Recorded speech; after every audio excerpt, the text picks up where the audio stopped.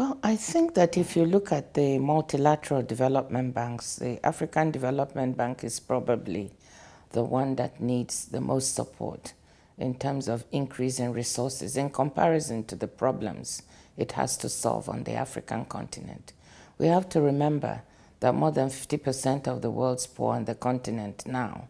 And as we move forward, if we don't act with urgency and scale, there are 400 million poor people now. There'll be 500 million in the next decade or so if we don't act. This is the continent where access to infrastructure in terms of electricity, water, sanitation is the most difficult.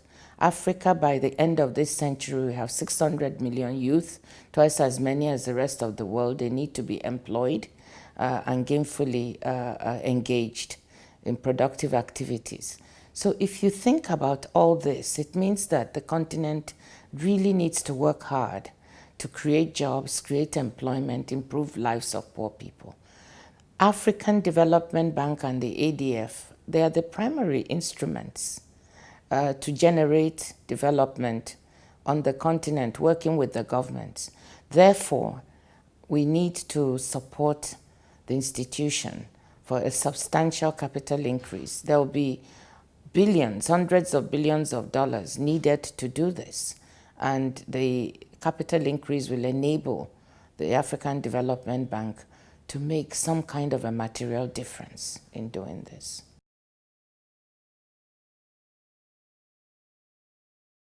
Well, my thoughts are, of course, the bank faces many challenges on the continent. I've mentioned the challenge of creating jobs, the challenge of educating the young people, improving the human development indicators on the continent.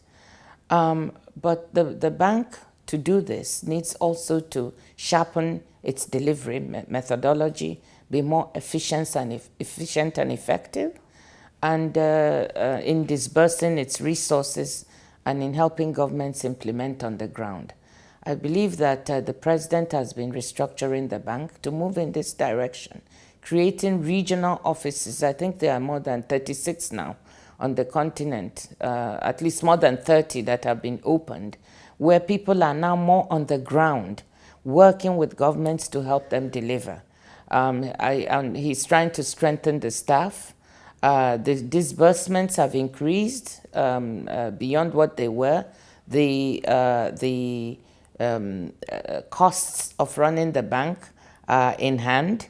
And so I think on many indicators, the bank is moving forward to strengthen itself.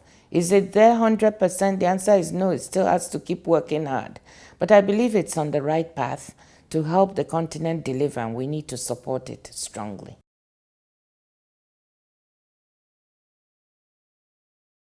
Africa's most urgent need is physical and human infrastructure. What do I mean by that? Electricity. We have to make sure that better than 50% of the population, the statistics we have now of access to electricity, to sanitation, to water, are very low. We have to move from 50% or slightly over of the population having access to good infrastructure to at least 80 to 90% if we have to improve and meet the Sustainable Development Goals. We have to improve access to health and education. And therefore, these are the key things that the bank needs to focus on to help deliver. These are the vital things that are needed on the continent. You cannot improve lives of poor people without access to basic services, meaning basic water and sanitation, access to rural roads, access to urban infrastructure, to electricity above all, so that SMEs can create jobs. And you cannot improve lives if children, especially girls, cannot go to school. So these are some of the key things I think are vital on the continent. Africa has a maternal mortality rate of 814 per 100,000. That's not acceptable. It's just not acceptable. We have to do better than that. We can't have women dying on a daily basis on this continent when we have the technology to stop it. So some of these things are what we have to focus on right now.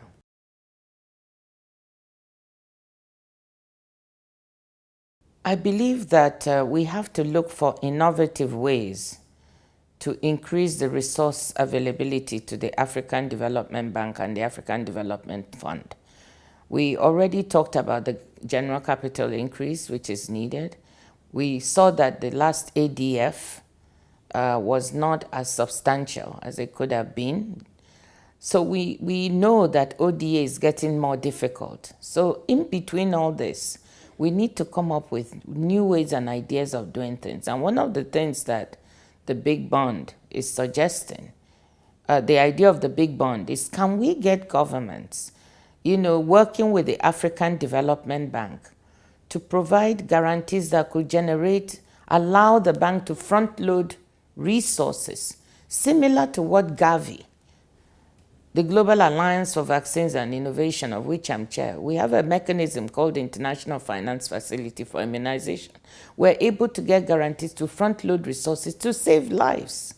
And we're trying to think of a structure that could allow the African Development Bank to work with governments, to be the intermediary to do this. Now, why is that? Why should it be? Because we believe that for the African continent, the bank has the unique opportunity of being able to couple the resources this will generate with some very deep and constructive dialogue on the restructuring of some of the sectors, of some of these countries, of some of the economies, in a way that is probably more difficult for other international organizations outside the continent.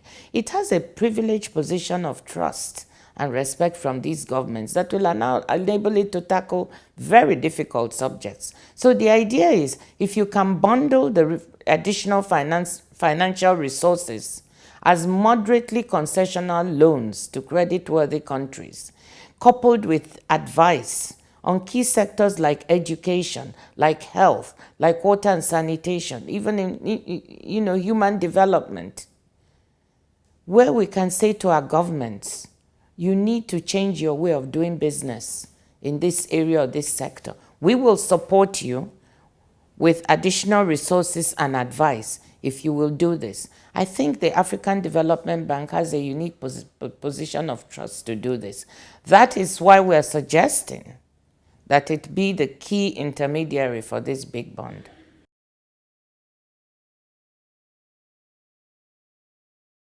Because we have to think outside the box to solve the problems of the sub-Saharan Africa, of the African continent as a whole. If we continue to do business as usual, in the incremental way we are doing it now, we're not going to be able to confront the problems of 500 million more people falling into poverty. The continent needs to grow at a faster pace in order for GDP per capita growth to be positive.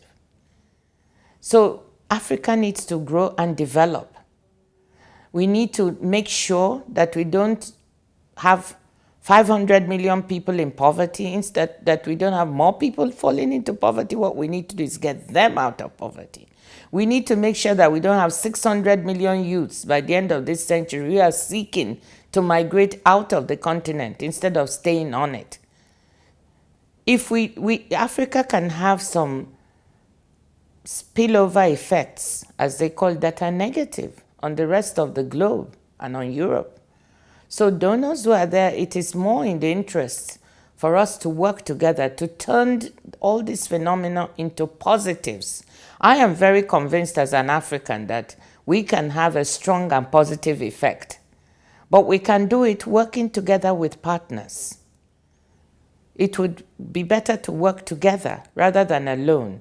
And I'm very, very sure that if the donors look at all this, they'll see that it's in their interest to work with the African continent. Yes, the Africans bear the primary responsibility to solve their own problems. So I'm not saying that should fall on the shoulder of donors, but surely as partners, they can help.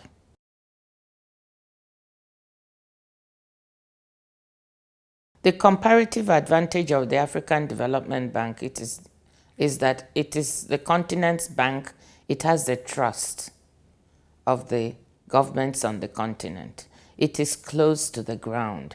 It knows what the problems are. It can easily deploy its people quickly to each part of the continent, and it can deliver in a way that is close to the people. That closeness means a lot. It means it has a stronger chance to implement programs and projects in a way that communities, not just governments, but communities and people understand, support, and own.